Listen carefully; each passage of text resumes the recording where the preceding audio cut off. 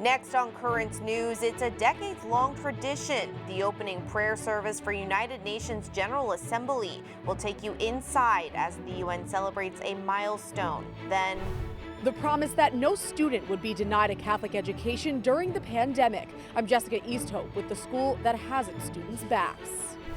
Plus 400,000 undocumented immigrants could be forced out of the United States because of a new court ruling allowing the end to their temporary protected status. And the Vatican's secret deal with China, an agreement that could help millions of Chinese Catholics practice their faith.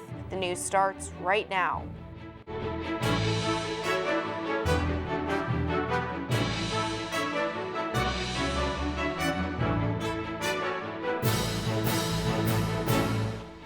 Good evening, I'm Emily Drooby. The General Assembly of the United Nations opened up today, their 75th session. But this milestone year is being overshadowed by major changes caused by the pandemic. One tradition that did carry on, the annual opening prayer service. The pews were half full as a prayer to end the pandemic was offered. So it's more of a symbolic presence, but we really wanted to have this anyway because of the importance of the 75th anniversary. Changes because of the pandemic. At the 34th annual opening prayer service for the United Nations General Assembly held at the Church of the Holy Family in Midtown Manhattan. We always begin by asking for the help that human beings need in order to be able to accomplish the high goals that take place at the UN. For us to ask God's help for all that we're going to be about this year, as we likewise pray for the needs of the world. Just like the prayer service, the General Assembly itself will look very different this year. Normally, there's a sea of presidential motorcades. The streets around the UN will be quiet as the General Assembly is held almost entirely virtually. An odd change coinciding with the 75th anniversary. But as Cardinal Timothy Dolan explains, the adjustment is important because of the essential work the UN does. The popes are forever, like Jesus, trying to be bridge builders, to speak about dialogue, and that's what the United Nations does. It's painful, it takes a lot of patience, there's a lot of setbacks, but boy, oh boy, we need all the help we can get, and I think the UN gives us a lot. Stickers on the ground and masks on the faithful, a reminder that the prayer vigil was also adjusted to work with the times. Archbishop Gabriel Cacha was grateful that this event was still held, calling it an important moment. Jesus told us, go and preach the gospel to all nations. And the United Nations represents all nations. So having this moment is like to fulfill the commandments of Jesus. This was Archbishop Cacha's first annual prayer service as the new papal ambassador to the United Nations. This is also one of the first services he attended in person since assuming his new role in January because of the pandemic. And Pope Francis will be addressing the United Nations General Assembly via video conference next week with a post-COVID message for the world. The Holy Father is expected to explain how the crisis can be turned into a call to action to deal with global issues like racial unrest and growing inequality made worse by the ongoing pandemic. More important news from the Vatican. The Holy See is expected to renew a crucial agreement with China later this month that they believe will improve the lives of many Chinese Catholics. While most of the details are secret, it does allow for the appointment of bishops. Claudia Torres has more from Rome. Vatican Secretary of State Pietro Parolin has confirmed that the provisional agreement between the Holy See and China expires in October and will likely be renewed. This agreement is crucial because the Vatican and China have not maintained diplomatic relations since Mao came to power in 1950 and began repressing all religions. The content of the agreement is not public, but it does allow the Vatican to appoint new bishops. In these 2 years, there have been only 5 new Chinese bishops in communion with the Pope, despite the fact that there are about 50 vacant dioceses. Since the beginning of his pontificate, Pope Francis has tried to improve relations with China. Mi piacerebbe tanto andare in Cina. Io amo al popolo cinese, lo voglio bene, e io mi auguro che ci siano le possibilità di avere buoni rapporti, ne abbiamo contatti, ne parliamo e andare avanti. Ma per me avere un amico, un paese amico come la Cina, che ha tanta cultura e tanta possibilità di far bene, sarebbe una gioia. According to China expert Bernardo Cervellera, conservative members of the Chinese Communist Party do not want to proceed with the agreement. They fear that it will result in pressure for increased religious freedom. They are not willing to do so. In Rome, Claudia Torres, Currents News. 400,000 immigrants could be forced to leave the United States. A federal appeals court has green-lighted the Trump administration's plan to expel undocumented immigrants by ending their temporary protected status. The ruling means that TPS holders must find other ways to remain in the country legally or depart after a wind-down period. The immigrants have been allowed to live and work legally in the United States after fleeing conflict or natural disasters in their home countries. The administration could expel people from Sudan, Nicaragua, and Haiti as soon as March, and from El Salvador by November 21st. The case is likely to be appealed to the Supreme Court, which could delay the outcome. The United States Conference of Catholic Bishops is speaking out today about the decision, choosing to stand in solidarity with the immigrants. They said our nation must not turn its back on TPS recipients and their families. They too are children of God. Archbishop Salvatore Cordileone of San Francisco is calling on Catholics to protest the city's limits on masses. The mayor of San Francisco only announcing this week that houses of worship may have 50 people at religious services outdoors, despite many other venues already open around the city. The Eucharistic procession will begin this Sunday at 3 different parishes around the city before converging near San Francisco's City Hall. The combined group will then head to the Cathedral of St. Mary of the Assumption, where multiple outdoor and socially distanced masses will be held. An honor being given to U.S. Attorney General William Barr is upsetting a lot of Catholics. Barr is set to receive an award at the National Catholic Prayer Breakfast on September 23rd, but 2 organizations, the Association of U.S. Catholic Priests and the Catholic Mobilizing Network, believe Barr shouldn't be honored because he recently directed the Federal Bureau of Prisons to execute prisoners on death row for the first time since 2003.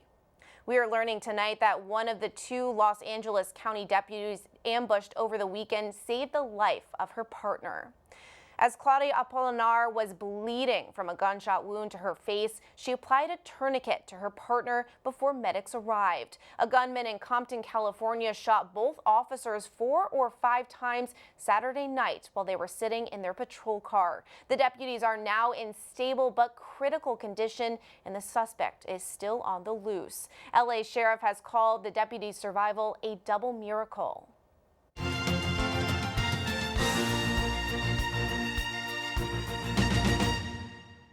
Joe Biden headed to the Sunshine State today in an effort to court Latino voters. It's the Democratic presidential nominee's first trip to Florida of the general election. Ahead of the campaign stop, Biden said he would, quote, work like the devil for the Hispanic and Latino vote. His visit comes days after his VP-picked Senator Kamala Harris made a trip to Miami. Hispanics and Latinos have often been called the future of the Catholic Church, with 38% of Catholic adults identifying as Hispanic or Latino. In this election year, they also make up a crucial voting bloc for both Biden and President Trump. Randy Kay reports on how the group views both candidates.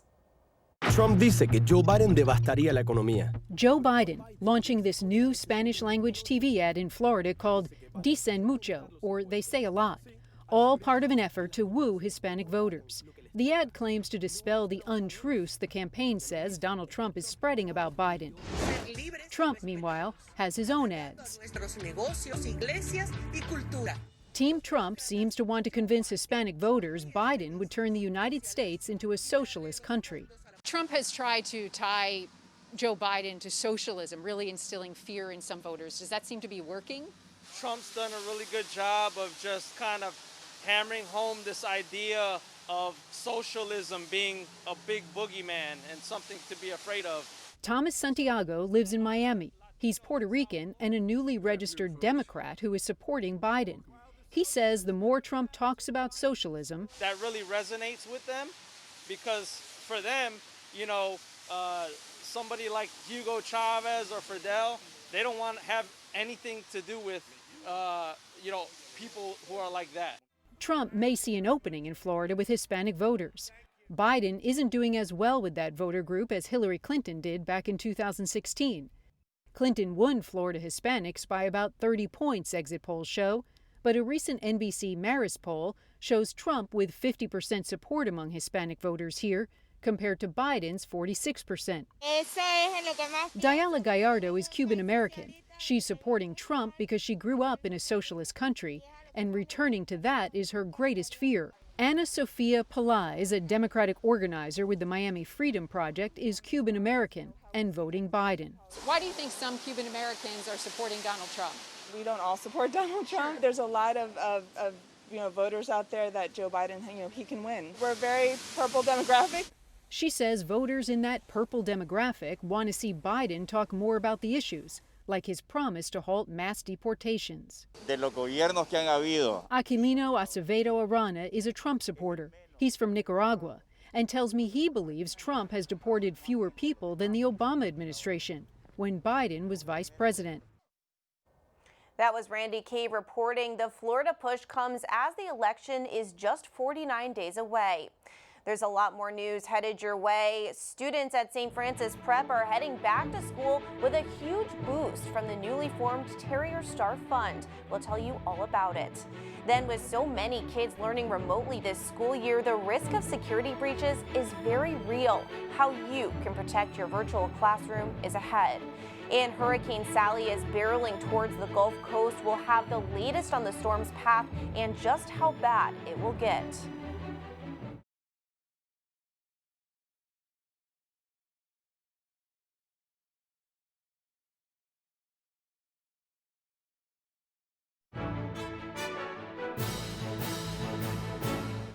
The promise to keep kids in school delivered. With the help of a well-known alum, more than $1.5 million has been put into the Terrier Star Fund to make sure no child will be denied a Catholic education. Current News' Jessica Easthope reports from St. Francis Prep in Queens.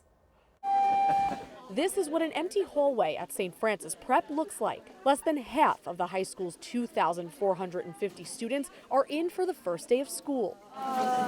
Each of them have been affected by the pandemic in a different way. My mom was up all night on FaceTime with my dad because he'd stop breathing, and then the nurses wouldn't come in. He would ring the bell, so she would have to call. School was the last thing on Gianna and Eva Giacaloni's minds when their dad was hospitalized with COVID-19 and fighting for his life. I was afraid that I wasn't going to see my dad ever again, I'm getting a little emotional. Their dad's barbershop was closed, and their parents didn't think they could afford to send the girls back to prep. When the parents were telling me some very, very sad stories, that's when we said, we need to step up to the plate. That's when the Terrier Star Fund was formed. Alumni donations totaling $775,000 went toward keeping prep students in school. Now Gianna and Eva are back where they belong. I truly can't picture me and my sister being anywhere else. My mom couldn't believe that they were willing to help us. Last school year, the Terrier Star Fund helped 275 families. This year, it will help cover tuition costs for 425 families. This is the A hybrid. Principal Patrick McLaughlin says when it came to keeping kids in school, it was personal. My parents had difficulty paying tuition, and I was lucky enough to have a friend of ours step up and do that for me. The school community instantly rallied around its students. One alum went as far as to match every single dollar donated. Let's help keep these kids on their path. Television personality Julie Chen, class of 1987. Though the students come and go, the community they gain at prep is forever. In Fresh Meadows, Jessica Easthope, Currents News. Now that children are returning to school, a host of concerns is on the minds of parents and educators, including the risk of cyber attacks while children are learning remotely. Here to talk about how to protect yourself and your virtual classroom from security breaches is Jeff Schwartz, Vice President of Engineering at Checkpoint Software. Jeff, welcome. Thank you for being here. Yeah, thanks for having me. Now, Jeff, are these attacks on the rise, and why are they targeting virtual classrooms? So what we're seeing is that very often there's targets of opportunity. So when your taxes are due in April, we see increases in targeted attacks against tax filings. Now with the world in this work from home environment and many populations so thoroughly working remotely and schooling, obviously school beginning remote, that this is a very large target of opportunity that exists, especially on the basis of the fact that there's very diverse user populations of students, parents, educators, all using new tools, new systems, and infrastructure that hasn't been designed or implemented for a very long period of time. Yeah, and what do the hackers even want with our kids? What kind of information are they looking for? So very often the targets are not necessarily highly targeted.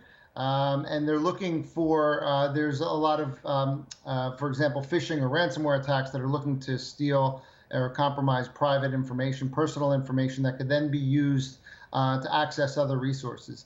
And what we see is that many of these attacks have lateral effects insofar as that if a home asset or an educational asset is compromised and the password includes your dog's name and something specific to your home, that same password might be used for Facebook or Amazon or other resources, and then those assets are then compromised as well.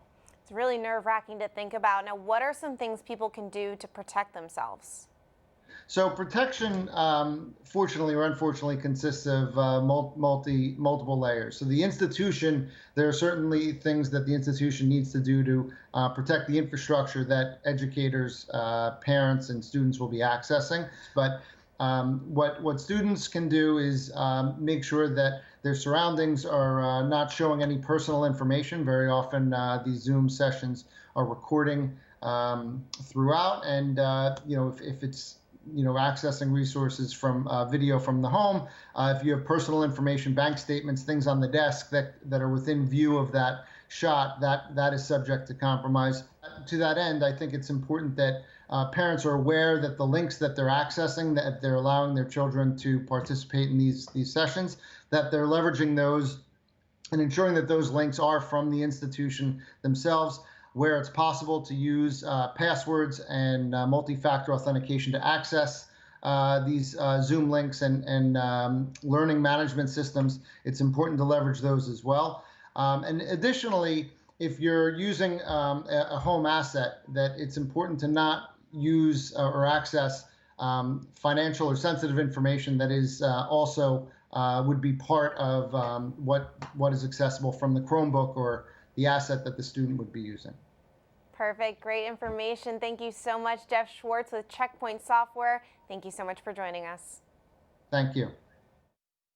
The Gulf Coast has been bracing for Hurricane Sally, but now a new danger, an estimated 30 inches of rainfall. Chris James reports. My fellow Alabamians, Hurricane Sally is not to be taken for granted. Bracing for the storm. Flooding is already being seen in some low-lying areas, as slow-moving Hurricane Sally is set to pound parts of the Gulf Coast with rain for another day Tuesday, before making landfall, raising fears of a potential historic rainfall event. We are looking at record flooding, perhaps breaking historic levels. And with rising water comes a greater risk for loss of property and life. Mandatory evacuations have been announced along the coasts of Louisiana, Mississippi, and Alabama ahead of the storm. Sally's center may not move over land until Wednesday morning, perhaps near the Mississippi-Alabama state line, forecasters now say. But the storm keeps changing. And so I really think that the entire Mississippi Gulf Coast and the entire Alabama Gulf Coast has to be on alert because of the lack of predictability of Hurricane Sally. Along with heavy rain and flash flooding, strong winds and dangerous storm surges are also possible. It just takes one or two mistakes and you lose lives, and we don't want to lose any life. Chris James, Currents News. Turning now to those wildfires raging on the West Coast, scientists now saying relief from the air pollution from those flames won't come for a while. According to some experts, people in Oregon, Washington, and California could have some of the worst, most unhealthy air on the planet. Experts in Washington and California estimating those conditions could be gone by the end of the week or as far out as October. Still to come on Currents News, could there be life on Venus? Scientists say yes. The rocky, toxic, and burning hot planet, long overlooked, is now front and center. And then we'll bring you an uplifting story about a young skateboarder who's using his skills as a way of bringing others to God. Stay with us. Do you have a story idea or want to share a tip? Email us at newstips@desalesmedia.org or call our 24-hour number 718-517-3122. We'll be right back.